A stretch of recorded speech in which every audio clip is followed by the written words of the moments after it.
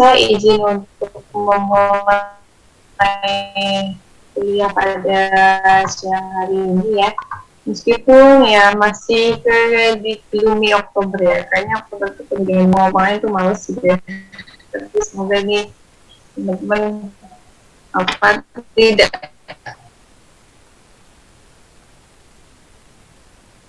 terus oke ya, saya tuh lagi tergilir jadi tulisan saya mungkin agak susah dibaca. Jelalai yang terkilir tuh tangan kanan saya, jadi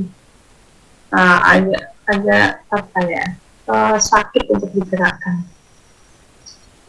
Ada beberapa hal ya yang perlu kita bahas. Yang pertama adalah mengenai sekuritas dilutif, dan yang kedua adalah mengenai laba per lembar saham.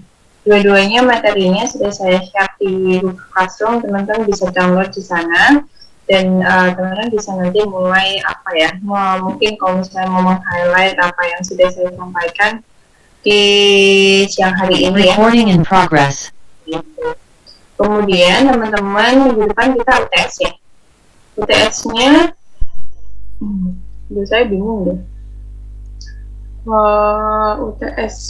UTS-nya teman-teman saya tuh maunya offline, berarti kan kita berarti hari Rabu ya, karena memang tanggal 24-25 itu ada akreditasi lagi, tapi di pendidikan akuntansi, sehingga nggak mungkin hari Senin saya ke Wates ya, jadi kita UTS-nya hari Rabu. Oleh karena itu hari Rabu nanti kita UTS AKM ya, sedangkan ALK itu kita nggak ada UTS nggak sih?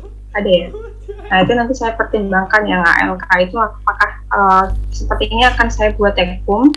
Jadi bentuk ini adalah seperti kasus gitu ya, seperti kasus. Sedangkan UTS AKM nanti teman-teman saya minta untuk datang semua di kampus gitu ya. Dan tidak ada dispensasi untuk ketidakhadiran ya untuk UTS ini, kecuali memang bisa dibuktikan dengan alasan yang kuat. Silakan bisa menyusul ataupun nanti bisa teman-teman mengerjakan di rumah dan sebagainya. Tapi silakan bisa teman-teman dilakukan ya. Bisa kita insya Allah bisa offline untuk UTS-nya. Teman-teman, hari ini kita akan bahas dua materi ya, yaitu sekuritas dilutif dan laba per lembar saham, dimana itu masih bagian dari ekuitas yang sebenarnya kemarin kita sudah bahas ya di kelas sebelumnya. Nah, di sini ada beberapa tujuan pembelajaran ya. Yang pertama adalah teman-teman bisa menjelaskan gitu ya, apa sih ya mengenai convertible securities, kemudian ada convertible preferred stock atau saham preferen yang bisa dikonversikan. Kemudian yang ketiga adalah bisa bedain warrant dan warrant yang diisukan dengan sekuritas lainnya atau diterbitkan dengan sekuritas lainnya. Yang keempat adalah rencana kompensasi saham ya, atau ESOP ya kalau di perusahaan itu, atau saham misalnya untuk kompensasi bagi karyawannya.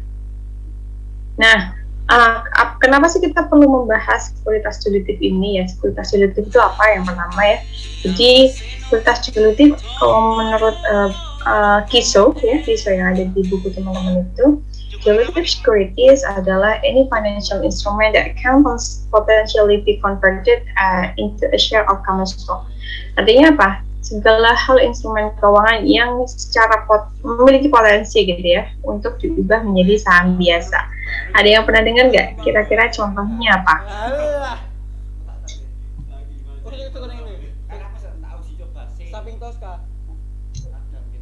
Ada yang pernah dengar ada namanya convertible bond atau apa kalau di bahasa Indonesia kan? Obligasi konversi ya. Jadi obligasi ini ya, kalau misalnya teman-teman ada perusahaan yang menyatakan bahwa misalnya ya, kalau ini contohnya di sini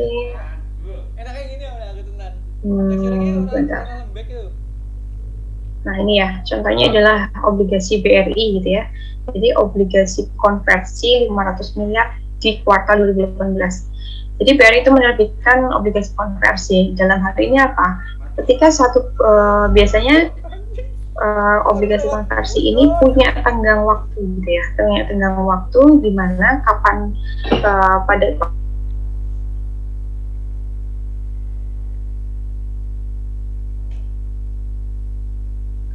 jadi beda ya, dari liability kemudian berubah menjadi equity ya bagi BRI-nya. Tapi bagi si pemegang obligasi ini, tadinya investasi obligasi pindah ke investasi saham atau bahkan masuk ke equity-nya gitu ya. Kalau misalnya banyak gitu ya, kalau misalnya banyak bentuk obligasi konversi yang dipegangnya. Nah, di sini teman-teman sekuritas derivatif itu punya beberapa karakteristik ya, memiliki karakteristik utang dan ekuitas. Jadi memang agak abu-abu gitu ya, agak abu-abu dalam hal ini. Misalnya tadi obligasi yang punya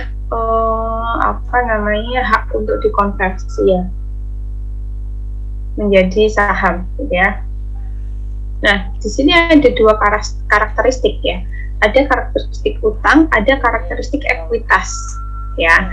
Nah, kenapa sih kita sebut dengan karakteristik utang dan karakteristik ekuitas ya? Obligasi dikonversikan menjadi saham. Jadi sewaktu-waktu gitu ya, kalau misalnya ternyata dalam ketentuan-ketentuan yang berlaku pemegang obligasi ini, wah saya tuh nggak pengen pegang obligasi lagi, sekarang mau saya pindah nih ke saham aja biar saya dapat dividen ya, nggak cuma dapat bunga aja, saya pengen jadi punya capital gain, dapat dividen dan sebagainya, misalnya seperti itu. Atau ya bisa juga karena memang yang utang ya, yang penerbit surat obligasi ini nggak mampu membayar utangnya, sehingga ya udahlah konversi aja ke dalam equity atau menjadi saham seperti itu.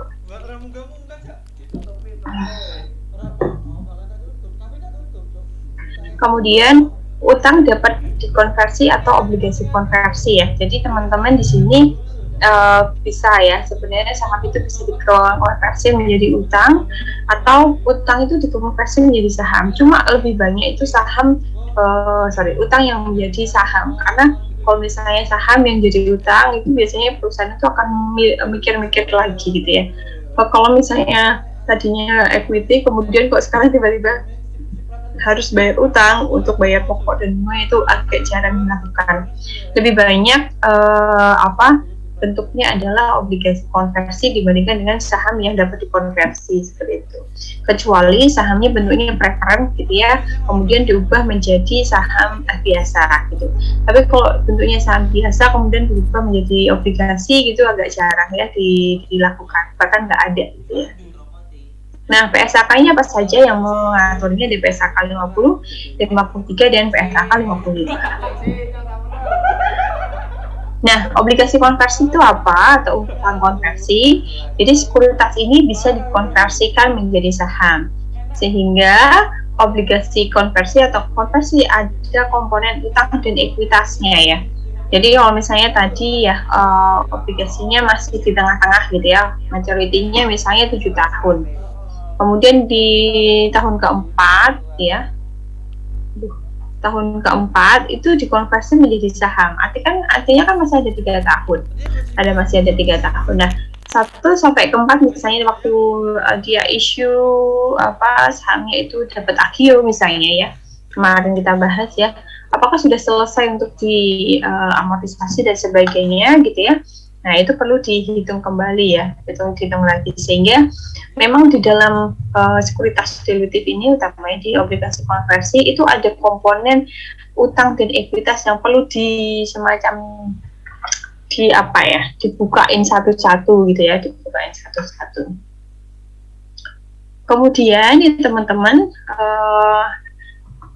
menurut teman-teman gitu ya, apakah obligasi konversi ini menarik untuk investor surat utang? Menarik ya?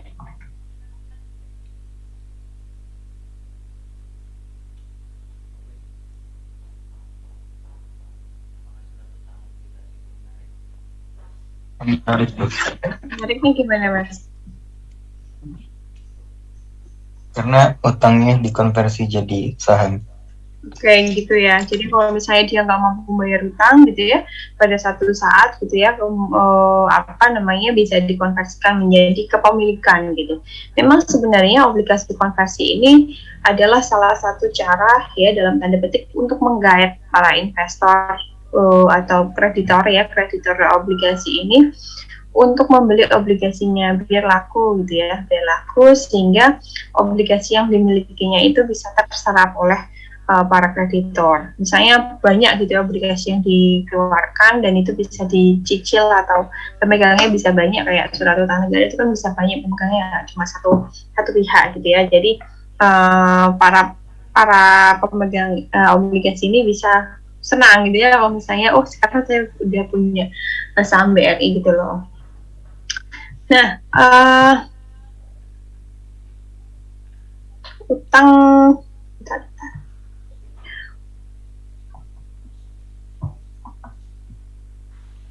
Nah, dari sudut pandang entitas ya, ini sebenarnya instrumen ini terdiri dari dua komponen.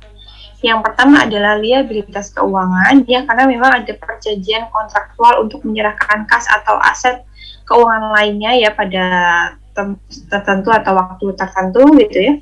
Dan yang kedua adalah instrumen ekuitas ya, opsi beli yang memberikan hak pada pemegangnya selama jangka waktu tertentu untuk mengkonversi instrumen tersebut menjadi saham biasa dengan jumlah yang ditetapkan.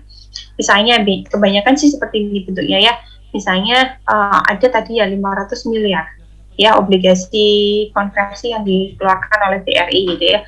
Nah, setiap 1 juta obligasi itu bisa dikonversi 1 juta rupiah ya. Rp 1 juta konversi misalnya dapat dikonversi menjadi 5 lot saham BRI misalnya. Nah, 5 lot saham BRI ini tentu ada harga pasarnya, ya kan? Ada harga pasarnya. Sedangkan kalau ini berarti hitungannya kan satu lotnya berapa kalau obligasi konversinya? Kalau 1 juta rupiah, ya setiap 1 juta rupiah itu bisa dikonversi menjadi 5 lot saham BRI.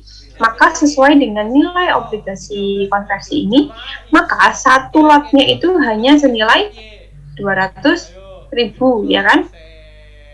Nah, padahal misalnya di pasaran ya nilai wajar satu lotnya BRI itu adalah misalnya 300.000 gitu. Jadi ada untungnya para kreditor itu memegang obligasi konversi. Jadi ada selisih ya dari tadi yang kalau misalnya obligasi konversi diubah menjadi lot saham, itu ada selisih lebih ya yang dimiliki oleh para kreditor ketika obligasinya itu dikonversikan menjadi saham.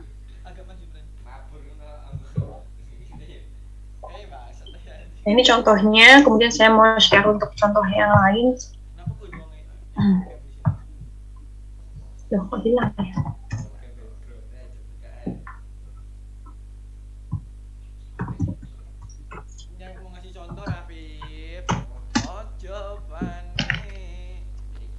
Kalian bisa cari ya di Bursa Efek Indonesia. Jadi banyak sekali keterbukaan informasi yang teman-teman bisa dapatkan gitu ya dari IDX gitu ya. Kemudian di sini teman-teman bisa lihat kita contohnya ini.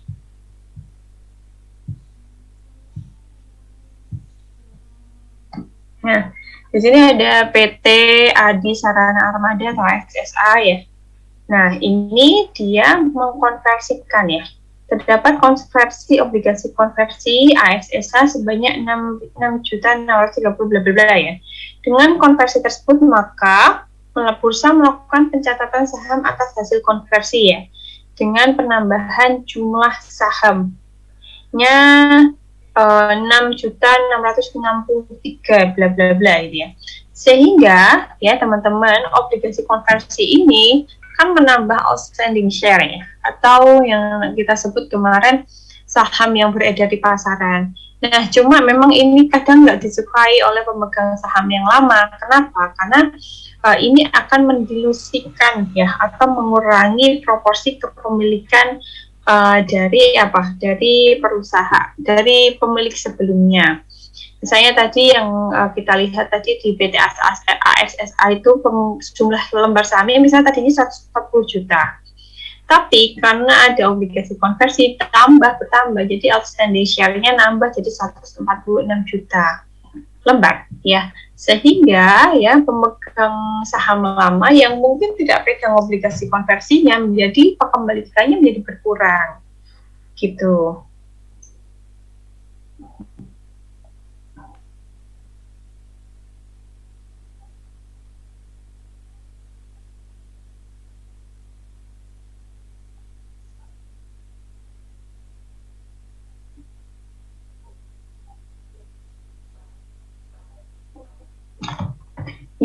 Ada pertanyaan nggak mengenai obligasi konversi? Kenapa sih yang menarik gitu ya untuk para kreditor ataupun investor untuk membelinya? Monggo.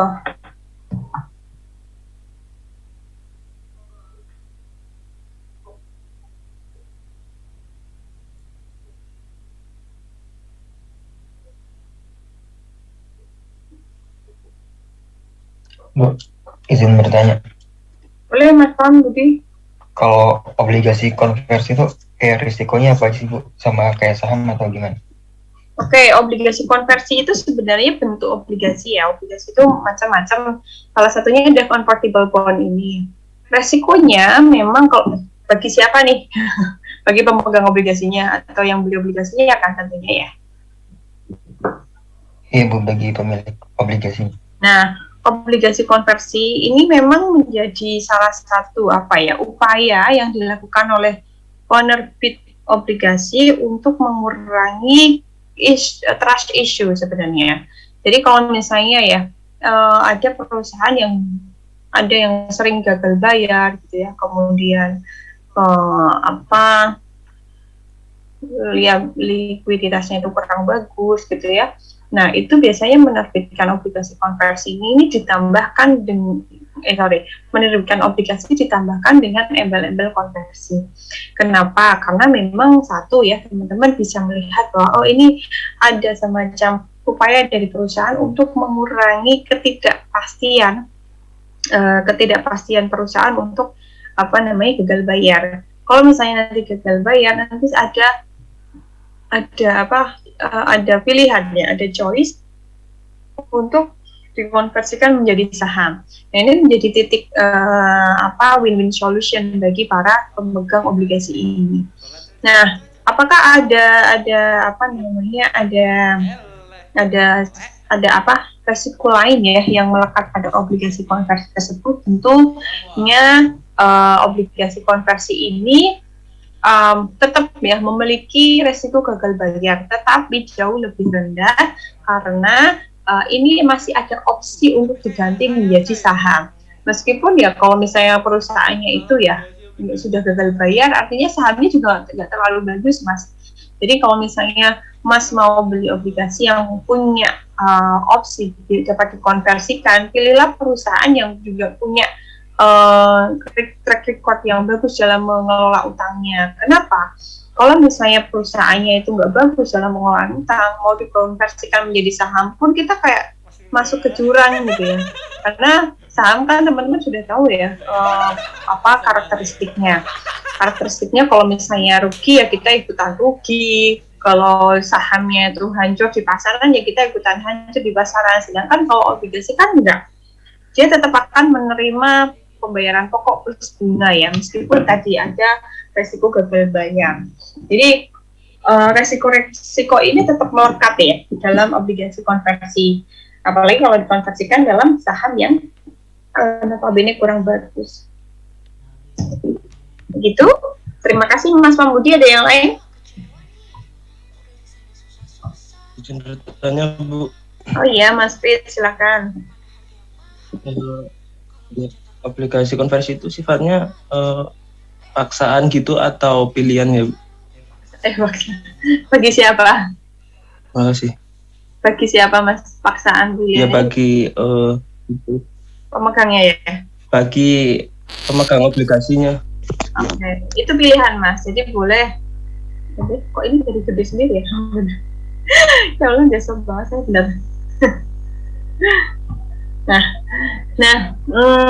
Itu pilihan Mas Fritz. Terima kasih atas pertanyaan. Jadi boleh nggak dikonversikan sampai ke jatuh temponya obligasi itu nggak apa-apa.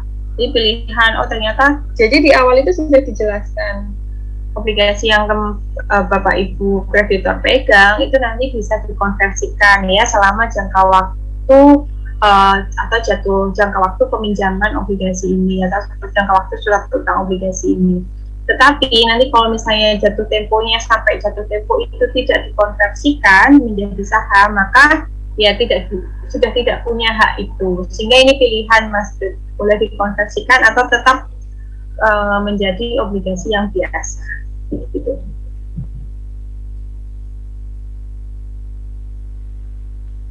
Baik Bu, terima kasih.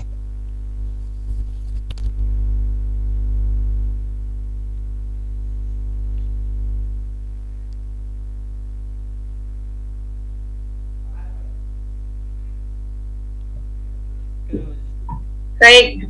Lanjut lagi.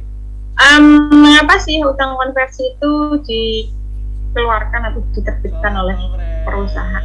Yang jelas yang pertama, menambahkan modal tanpa menyerahkan kontrol ya. Penyerahan kontrol terjadi ketika nanti konversi menjadi saham ya. Tapi kalau misalnya belum dikonversi ya kita belum bisa mengakui bahwa itu bisa dikonversi. Belum bisa kita katakan bahwa kita memberikan kontrol ya. Kemudian untuk memperoleh pendanaan dengan tingkat bunga yang rendah. Ya ini ya. Jadi sisi positifnya bagi perusahaan penerbit obligasi konversi adalah biasanya obligasi konversi itu punya imbal balik atau persentase bunga yang jauh lebih rendah dibandingkan dengan obligasi biasa ya. Dengan embel-embel bisa dikonversikan seperti itu ya, ini akan lebih menarik bagi para pemegang obligasi sehingga bisa semacam mengkonversikan atau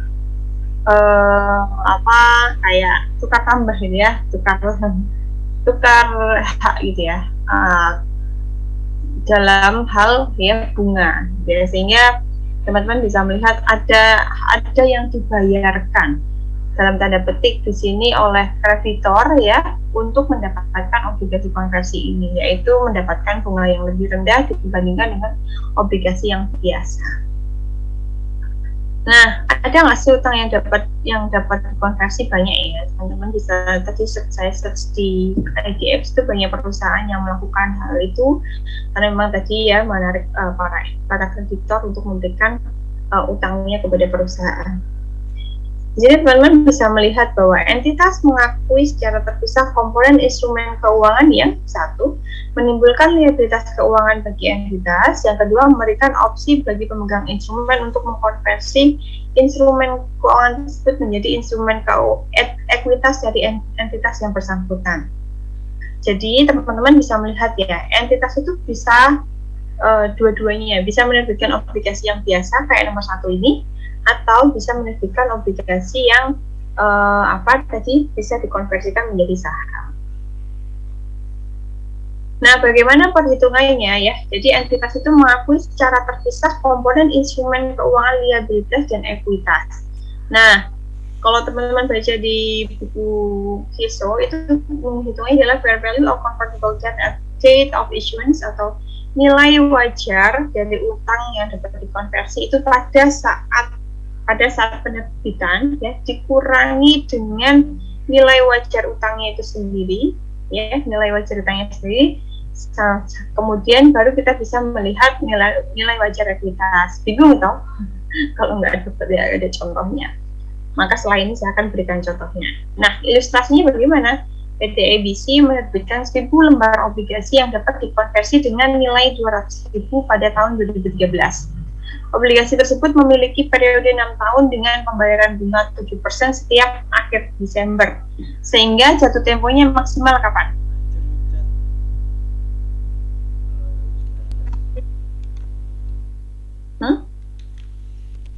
Jatuh temponya kapan teman-teman?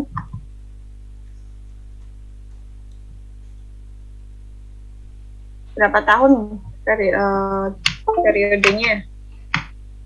6 tahun 2019.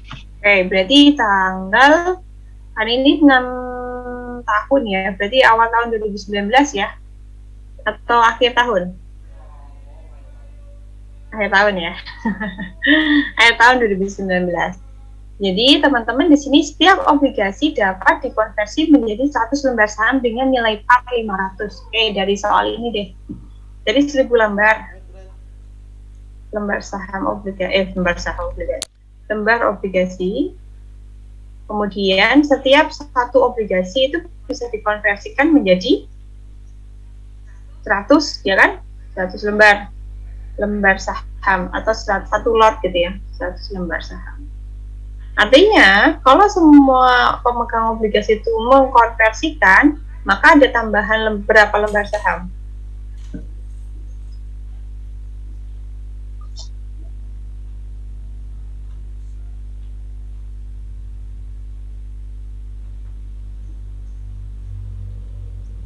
Berapa teman-teman?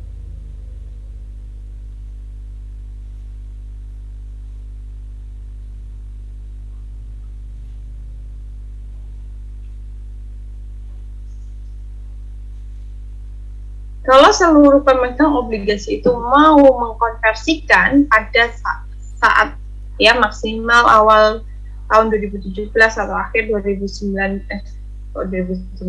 awal 2020 atau akhir 2019, maka ada tambahan berapa lembar saham di perusahaan tersebut dari aktivitas penerbitan obligasi yang dikonversikan ini.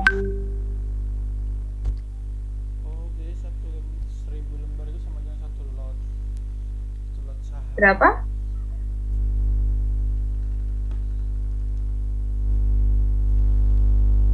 Seribu kali 100 ya.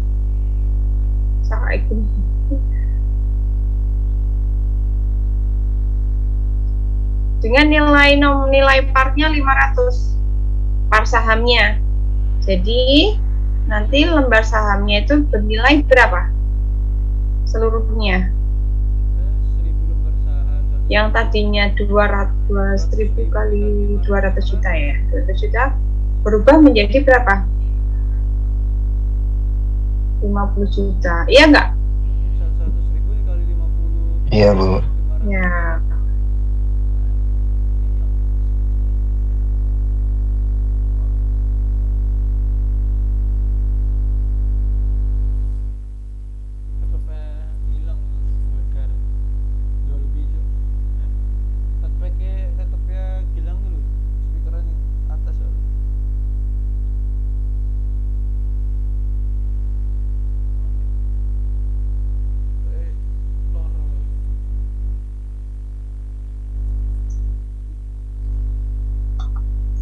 Nah, kemudian kita hitung ya, berapa sih nilai wajar ekuitas ya atas penerbitan liabilitas yang dikonversikan tadi. Nah, yang pertama teman-teman, karena kita tadi punya nilai komponen liabilitas ya, teman-teman harus mencari dulu sebenarnya present value dari komponen liabilitasnya itu berapa. Dilihat dari mana Bu ya, teman-teman kemarin sudah mencari bagaimana sih mencari present value dari obligasi ya yang diterbitkan ya kan, masih ingat ya, dari nominal sama pembayaran bunganya di present value kan, kemudian ditambahkan ya, karena utang kita ada 200 juta, kemudian ternyata present value-nya ada 182 juta, maka ini diskonto atau premium? Diskonto. Ya, diskonto ya. Sehingga ya nilai wajar komponen ekuitas pada saat penerbitan itu adalah selisih dari nilai parnya obligasi dikurangi dengan nilai wajar komponen liabilitas pada saat pembelian. Jadi present value-nya obligasi konversi tersebut 200 juta dikurangi 182 juta ya, masukkan sini. Nah, ini adalah nilai wajar ekuitasnya. 17 juta 900 bla bla bla. Nah, nilai wajar ini kita akui sebagai agio ya, sebagai agio. Kenapa sih Bu ini agio ya? Karena logikanya adalah teman-teman tuh mendapatkan utang 200 juta. ya, teman-teman menerima kas 200 juta, kasnya itu kan nambah 200 juta. Tapi present value dari nilai obligasi teman-teman ternyata cuma 182 juta. Artinya kan berlebih ya nilai yang dimiliki ya. Nah, oleh karena itu 17 juta sekian itu akan diakui sebagai AGU saham ekuitas terkonversi. Ini saat penerbitan. Nah, kondisi satu, ketika obligasi ini tidak dikonversi sampai maturity atau sampai jatuh tempo nggak dikonversi, ya udah si pemegang obligasinya yang nerima aja dapat pokok sama bunganya. Nah, karena tidak ada konversi, maka AGU saham ekuitas konversi ini harus ditransfer kepada AGU akun saham biasa ya. Karena memang tidak ada konversi yang dilakukan dan utang obligasinya dianggap sudah lunas ya, karena memang sampai maturity ini tidak ada tidak ada konversi yang dilakukan oleh pemegang obligasi. Kemudian yang kedua, obligasi bisa dikonversi pada saat jatuh tempo atau pada saat maturity. Nah, di sini teman-teman bisa melihat bahwa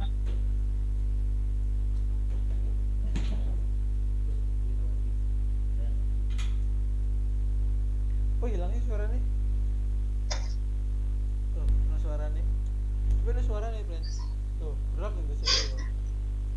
pada saat maturity berarti kan kita membayar obligasi full ya, secara full sesuai dengan utang yang kita miliki gitu ya. Jadi 200 juta tentu didapatkan ya karena berkurang. Kemudian ya, ini obligasinya itu dikonversikan ke dalam saham ya, ke dalam saham. Teman-teman tadi kita sudah hitung ya. Sudah hitung 1.000 lembar obligasi. Kemudian ini bisa dijadikan 100 lembar saham dengan nilai par itu 500 perak per lembarnya. Artinya saham yang dikonversikan itu nilainya 50 juta rupiah gitu ya, 50 juta rupiah.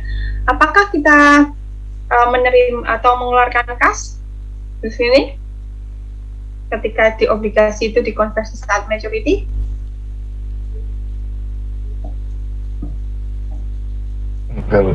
Enggak ya, karena ditukar dalam saham biasa. Iya, saham biasa. Oleh karena itu, kita harus menghitung ulang, gitu ya, menghitung ulang berapa sih AGU saham biasa yang harus ditransferkan, gitu ya, ditransferkan. Dan di totalnya ya, teman-teman, itu kan totalnya itu utang obligasinya 200 juta, ya. Kemudian AGU saham ekuitas terkonversinya itu 17 juta. Nah, kemudian dikurangi dengan nilai sahamnya yang tadi terkonversi dari obligasi itu. Nah, ketemulah 167 juta sekian ya, dan itu kita akui sebagai AGU saham biasa karena memang pada saat maturity ini obligasi terkonversi itu sudah dikonversikan menjadi saham. Jadi pemegang obligasi itu tidak menerima kas dalam rangka pembayaran utang, tapi diterimakan dalam bentuk konversi menjadi saham biasa, gitu ya. Bagi bagi perusahaan yang menerbit obligasi tentu ini menguntungkan ya. Ya kan harus bayar 200 juta ya, tapi cuma dibayar pakai saham biasa dengan nilai 50 juta. Sedangkan sisanya bisa kita akui sebagai AGU saham. Gitu. Kemudian yang ketiga, kondisi yang ketiga, obligasi dikonversi sebelum maturity atau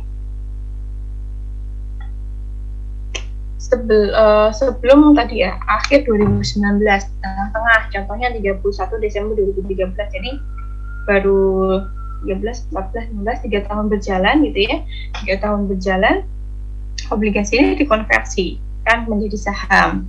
Nah, teman-teman masih ingat ya bagaimana menghitung amortisasi diskontoan ya, kita skip aja ya, teman-teman masih ingat. Nah, 182 juta ini kemudian kita hitung pada saat akhir tahun 2015 nilai dari obligasi yang kita miliki sekarang itu berapa. Nah, barulah kita bisa menghitung agio saham yang bisa kita akui pada saat konversi obligasi sebelum maturity atau tahun 2015 ini. Jauh berbeda karena memang belum selesai amortisasinya, sudah dikonversikan ya. Tapi ya udah lumayan sih, agio sahamnya udah sampai mencapai ini. Jadi 157 sekian. Sedangkan saham biasanya 50 juta. Kalau teman-teman lihat, kenapa sih Bu ini saham biasanya nggak jadi 200 juta aja, agionya itu cuma 7 juta gitu ya. Karena memang di kontraknya itu tadi teman-teman melihat bahwa itu harga par atau nilai nominal sahamnya itu hanya 500 ya. Tapi kita kan tidak tahu di pasaran itu lakunya berapa. Bisa jadi memang lakunya 2000 sehingga ya pemegang saham itu tetap untung gitu. Meskipun ya tertulisnya hanya 50 juta tapi di pasaran misalnya lakunya bahkan 400 juta dan sebagainya.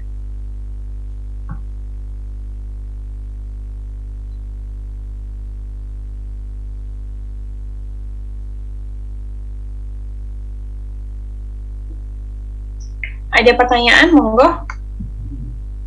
Kan izin ke belakang sebentar ya, sebentar.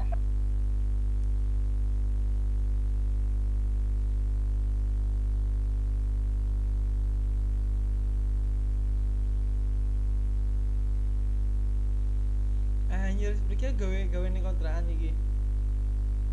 Video sinematik ya. Masak mie kemarin, Bran. Sepi gitu ya, yang ikut lomba.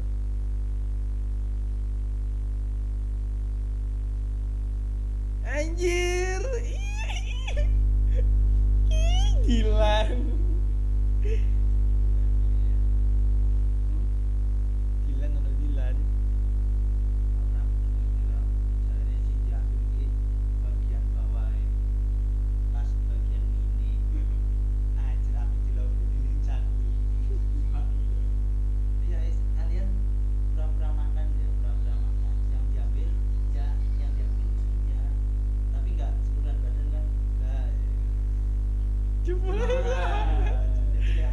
Jebule kabeh nih.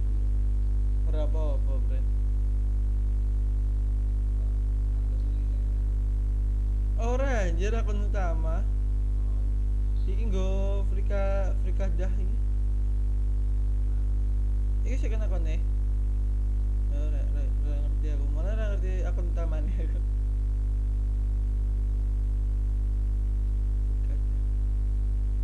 Sepi gitu ya. Kalau sing melu lomba.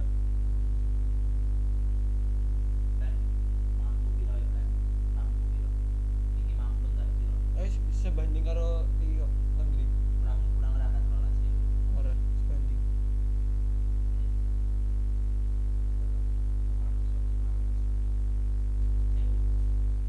Anjing ya.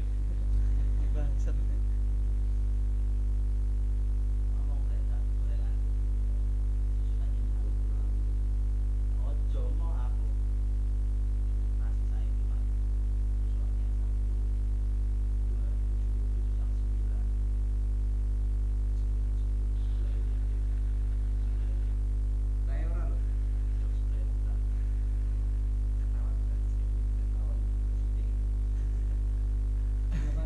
Oke, silakan ada pertanyaan? Anjir, absurd ya coba-coba. Belum.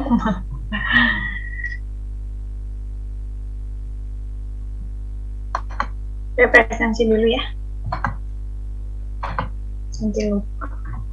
Anjir, UN-nya menang anjir di balapan ini mobil itu.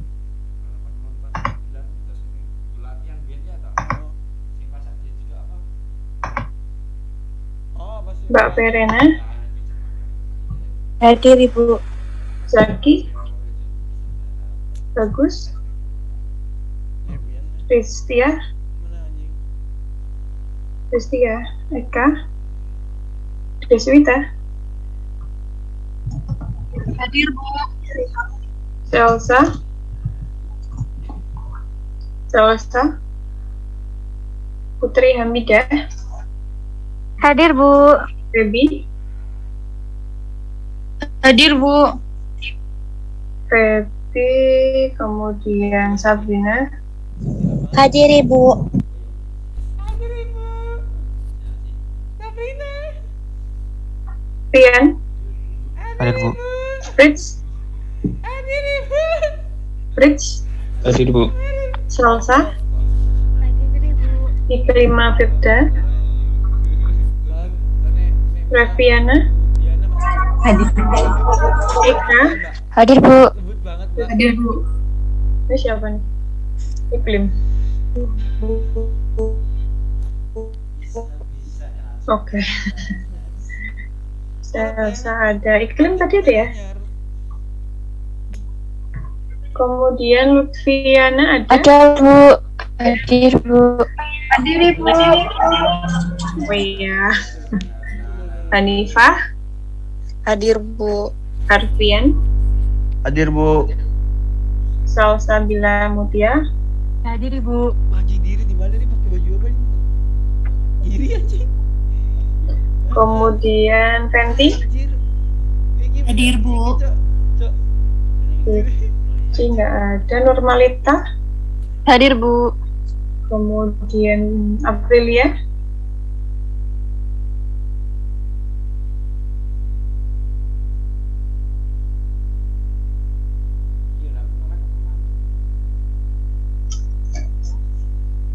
Normalita. Ada ya. Aprilia ada. Hadir, Bu. Putri Utama Mahardika. Hadir, Bu. Sherin. Hadir, Bu. Cika. Hadir, Bu. Lai.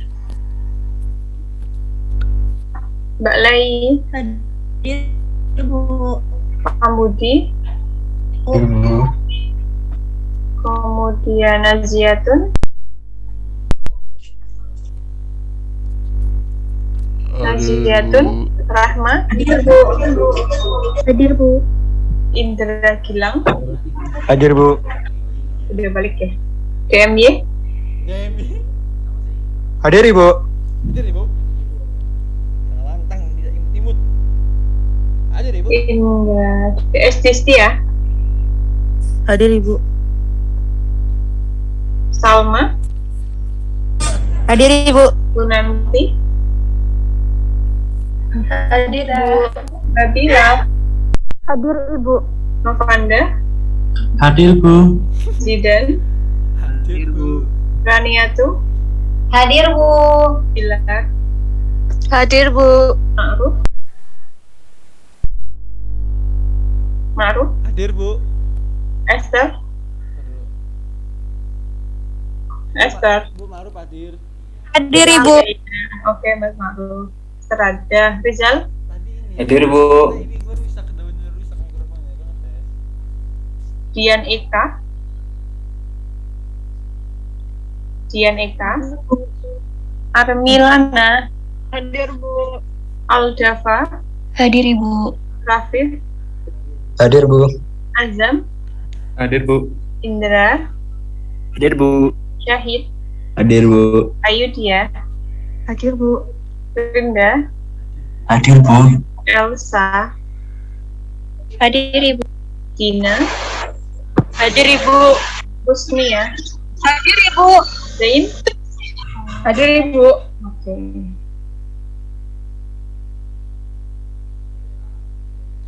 Jadi yang ada berarti yang kakak-kakak kelas biasanya tuh ya. Syafika bagus. Kayaknya dulu bagus ini WA saya. Yang Mbak Verena yang pas itu katanya ke kampus tapi ternyata nggak jadi kelas anjir. Nggak percaya gua. Kayak kalau misalkan bener. Oke, kita lanjutkan bahasan. Nanti kita coba ini ya.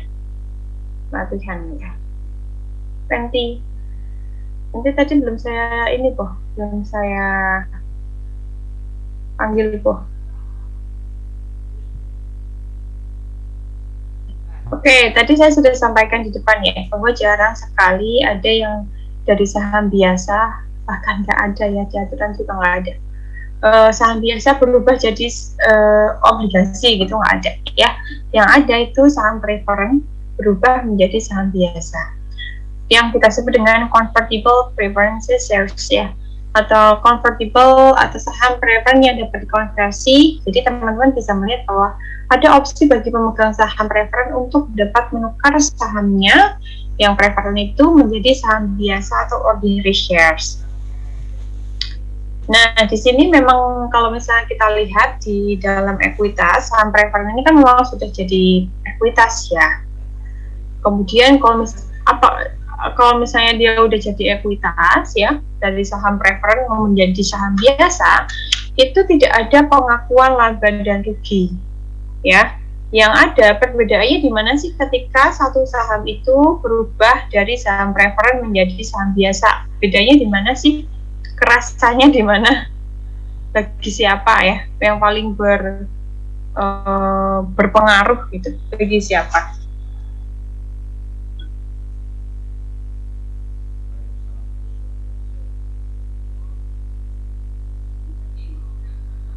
Bagi pemegang saham preferred ya, karena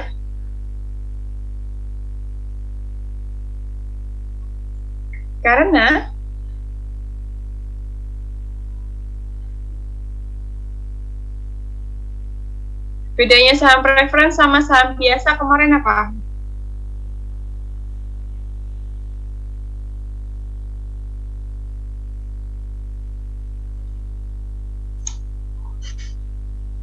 Bedanya apa?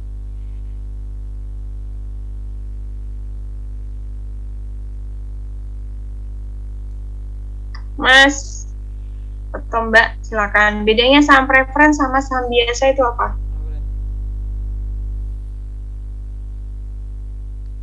Pengertian saham preferred, pengertian saham biasa baik.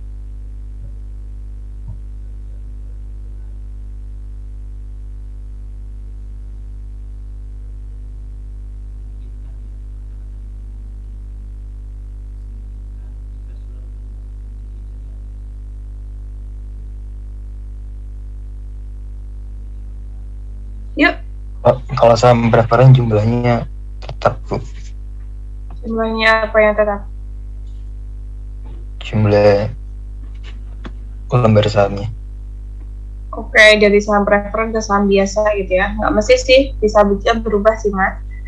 Cuma nggak, maksud saya haknya yang dimiliki oleh saham preferred dengan saham biasa itu beda di mana sih? Kok mau aja si saham pemegang saham preferred ini pindah dari saham preferred ke saham biasa?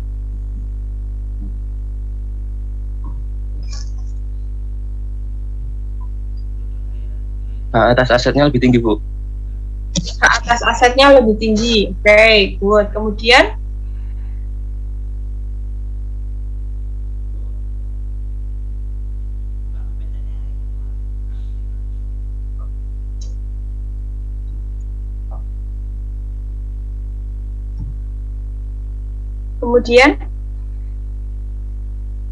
saham preferred menjadi prioritas pembagian dividen, Bu. saham preferred, iya. Ya, makanya kenapa sih saham preferred kan itu punya prioritas dibagikan dividen ya? Kenapa kok dia mau dijadiin saham biasa? The only one ya yang dia dapatkan itu apa sih? Hak ya, untuk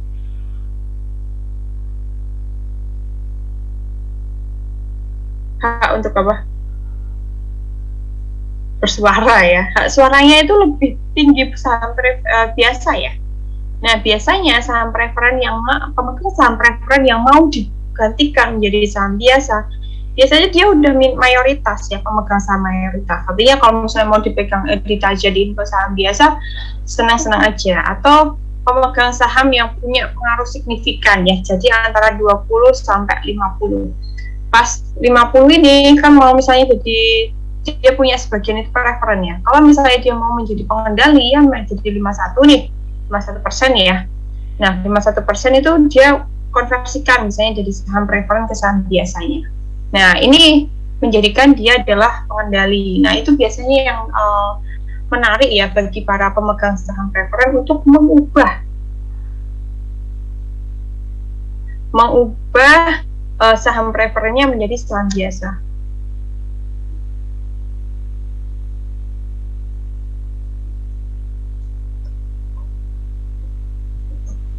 Oke, kemudian ya ada yang namanya waran. Ya, ada yang pernah dengar nggak?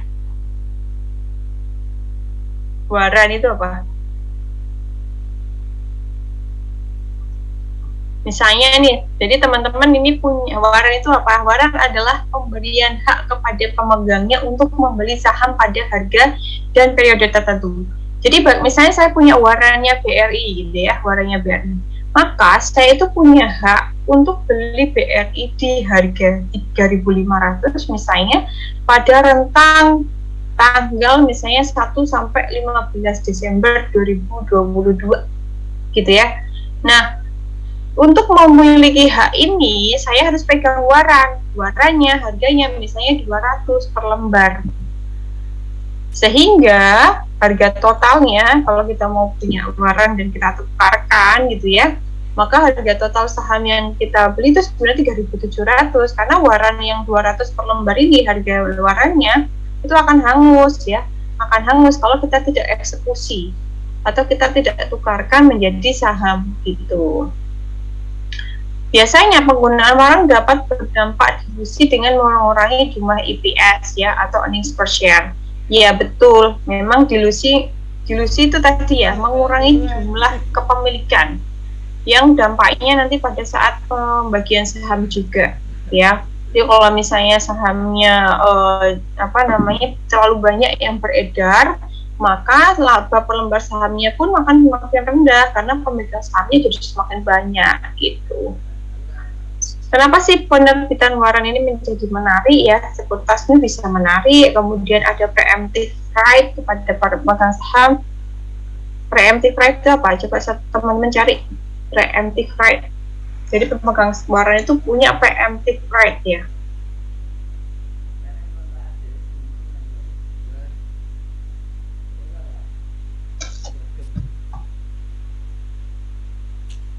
Monggo.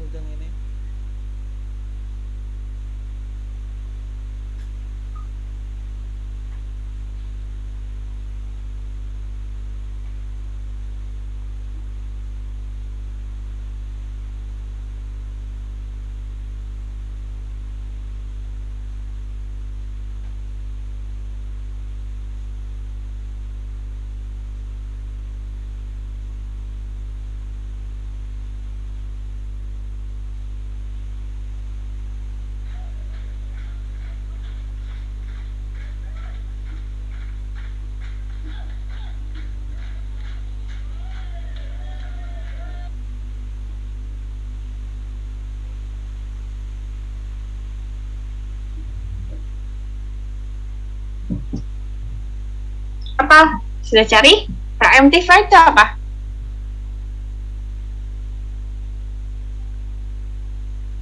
Ya udah, kita skip aja deh. Apa preemptive right itu? Untuk mendapatkan penawaran saham lebih awal, Bu. Iya, jadi kalau sebelum ditawarkan di umum ya, itu yang punya waran itu akan ditawarkan terlebih dahulu. Kamu mau nggak beli saham saya gitu, misalnya si BRI itu ya. Pemegang saham BRI itu punya preemptive right ya, pemegang waran saham BRI untuk beli saham sebelum ditawarkan ke pihak luar. Kalau nggak laku, preemptive right-nya ya udah kita jual keluar. Jadi kalau misalnya memang perusahaan itu punya kondisi keuangan yang bagus dan sebagainya, biasanya preemptive right-nya akan dipakai semua. Beda sama perusahaan yang nggak terlalu bagus ya kondisi keuangannya, maka biasanya akan tidak laku juga di internal, maka akan dikeluarkan sampai eksternal. Kemudian yang ketiga, bisa digunakan untuk kompensasi kepada karyawan ya. Banyak kan karyawan-karyawan zaman dulu itu ya yang punya beberapa lembar saham ya. Saham ini kemudian nanti bisa dijual di pasar. Itu bisa tentunya adalah waran ini. Contohnya ya, waran ini Agruya Lestari contohnya ya. Waktu itu dia mengeluarkan satu waran itu harganya 1 satu waran itu bisa diubah menjadi satu saham baru perseroan yang seluruhnya akan dikeluarkan dari portotal dengan harga pelaksanaan 150 perak. Ya, jadi beli satu waran untuk harga sahamnya itu adalah Rp 50 perak, ya. Sedangkan di pasaran itu harganya 150 gitu. Nah, para pemegang waran ini boleh execute, ya, boleh menggunakan haknya itu pada saat jatuh temponya ini, yaitu 6 bulan atau lebih awal, lebih sejak waran diterbitkan. Jadi memang pemegang waran itu punya hak yang lebih bagus, ya, lebih tinggi dibandingkan yang nggak punya, karena memang dia punya hak untuk tadi punya preemptive right, beli saham pada harga tertentu dan pada periode tertentu.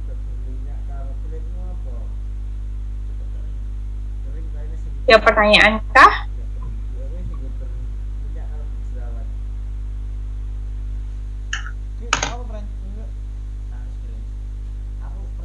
Lanjut ya, biar cepet ya. Kemudian akuntansi untuk kompensasi saham, ya. Kompensasi saham tadi ya, kalau misalnya ada untuk karyawan dan sebagainya. Yang pertama adalah menentukan beban kompensasi, dan yang kedua adalah mengalokasikan beban kompensasi selama periode karyawan bekerja. Contohnya seperti ini, ada PT ABC merencanakan pemberian kompensasi kepada 10 anggota direksi untuk membeli saham yang masing-masing sebanyak 1.000 lembar dengan nilai parnya itu 600 perak. Opsi diberikan tanggal 1 Januari dan dapat digunakan selama 6 tahun ke depan. Ya, selama 6 tahun ke depan. Jadi boleh kapan ditukar gitu ya, boleh digunakan. Jadi opsinya itu bisa dicairkan gitu ya, atau warainya tadi bisa dicairkan. Nah, nilai wajar beban kompensasinya adalah 16 juta. Perkiraan masa bakti direksinya hanya 2 tahun lagi ya. Lucu ya. Perkiraan masa baktinya itu 2 tahun lagi, tapi boleh dibeli atau dipakai 6 tahun ke depan. Nah, karena hanya 2 tahun lagi, maka pencatatan beban kompensasinya ini dibagi 2. Ada beban kompensasi debit 8 juta kerjanya biosaham. Nah, pada saat direksi ini menggunakan 40% opsinya, artinya kan tadi ada 10.000 nih, 10.000 lembar ya. Karena ada 10 anggota dengan masing-masing 1.000 lembar saham, maka kalau misalnya ada yang mengkonversikan 40%, tadinya ada 4.000 lembar saham yang dibeli oleh direksi ini. Jadi teman-teman bisa debetin ya. Kasnya adalah debitnya 8.000, kreditnya saham biasa 4.000 kali 600 ya, karena memang ini harga parenya itu ya 600. Kemudian agio sahamnya itu nilainya berapa? Nilainya adalah 40% kali 16 juta ya, dari ini. Jadi ini harus semacam direalisasikan betul. Direalisasikan. Jadi 40% kali 16 juta 6,4 juta. Kemudian agio saham biasanya tinggal sisanya aja ya. 14,4 kurangi 2,4, jadi 12 juta. Jadi itu untuk kompensasi saham ketika kita memberikan kompensasi kepada para karyawan. Jadi memang di sini teman-teman bisa melihat bahwa kalau misalnya direksi ini tidak pakai sama sekali ya opsinya itu ya, maka harus dihapuskan saham opsinya ini. Harus dihapuskan sehingga kadaluarsa, karena nggak kepake gitu ya.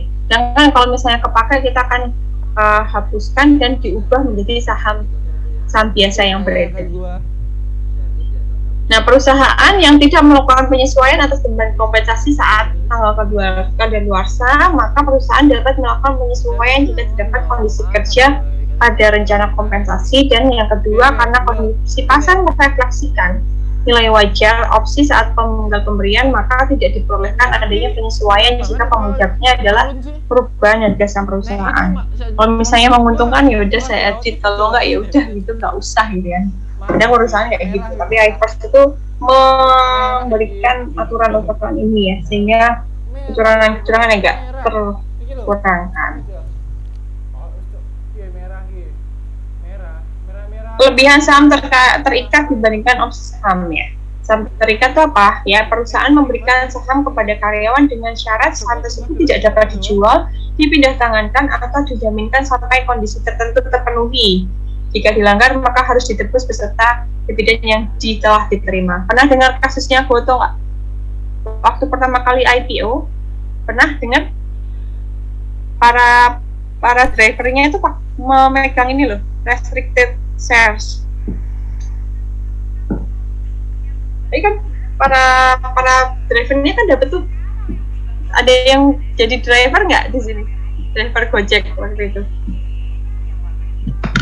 Oh, kayak merah soalnya obatnya Iya. Belum ya, nggak ada ya. Jadi kan ada yang misalnya udah lama kemudian apa namanya jadi driver gitu, bentuk loyalitasnya itu dikasih saham IPO. Nah, kemudian Gojek Tokped itu ngasih syarat kalau misalnya kamu tuh nggak boleh jual, nggak boleh dipindah tangan kan sampai tanggal tertentu gitu ya. Sehingga memang para pemegang para driver itu nggak boleh jual gitu ya. Sehingga harga sahamnya itu relatif waktu itu relatif aman gitu ya, relatif aman. Atau meskipun sekarang sudah jauh sekali ya, sudah turun jauh. Kemudian ada ESOP ya. ESOP itu adalah rencana pembelian saham karyawan. Perusahaan memberikan kesempatan ya kepada karyawan untuk apa? Beli saham dengan periode potongan tertentu. Gitu. Jadi bisa karyawan itu beli untuk apa namanya saham-saham yang dimiliki oleh perusahaan tempat bekerjanya gitu.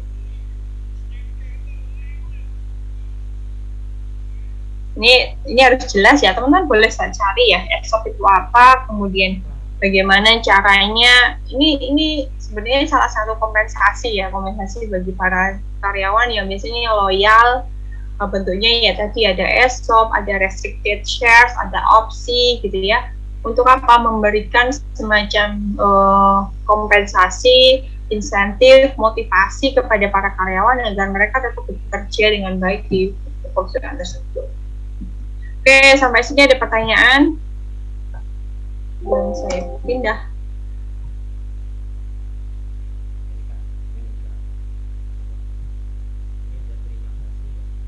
Monggo.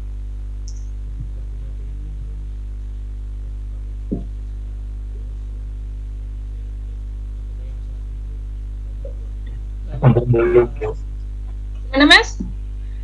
Nggak dengar saya. Mungkin belum ada pertanyaan. Oh iya, ya. Sebentar ya, saya tak minum dulu.